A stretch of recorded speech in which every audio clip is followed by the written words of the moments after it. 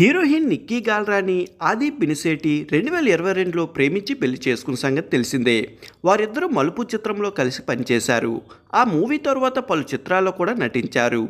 ఈ ప్రయాణంలో స్నేహం కాస్త ప్రేమగా మారడం, ఆపై నిక్కీనే ఆదికి ప్రపోజ్ చేయడం, ఇలా వీళ్ళిద్దరూ వివాహం బంధంతో ఒకటయ్యారు. అయితే ఆది నిక్కీ విడాకులు తీసుకున్నట్టు సోషల్ మీడియాలో చాలా వార్తలే చక్కెర్లు కొట్టాయి. అయితే ఆ రూమర్స్ గురించి ఆది పినిశెట్టి రియాక్ట్ అయ్యారు. నిక్కీ తనకు స్నేహితురాలు కావడంతో పెళ్లి విషయంలో ఈ ఇంట్లో ఎలాంటి ఇబ్బంది రాలేదన్నారు.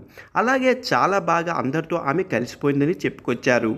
మేము సంతోషంగా జీవితాన్ని కొనసాగిస్తున్నామని, కొందరు విడాకులు తీసుకున్నామని తప్పుడు వార్తలు ప్రచారం చేస్తున్నారు. కొన్ని యూట్యూబ్లో కథనాలు కూడా వచ్చాయి. అలాంటివి చాలానే మా వరకు వచ్చాయి. అలాంటి వారిని ఏమనాలో కూడా అర్థం కావడం లేదు. ఒక్కసారి బాగా కోపం కూడా వచ్చింది.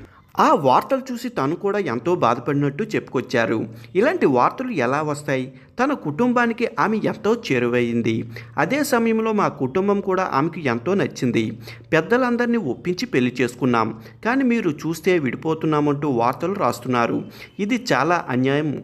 చాలా యూట్యూబ్ ఛానల్లో పాత వీడియోలు చూసాం. ఆ తరువాత ఇలాంటి వాళ్ళు పట్టించుకోవద్దని నిర్ణయించుకున్నాం అంటూ ఆది పినిశెట్టి తెలిపారు.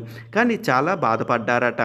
రంగస్థల మూవీ తనకు తెలుగులో పాటు తమిళంలో కూడా మంచి పేరు తెచ్చింది అని చెప్పుకొచ్చారు.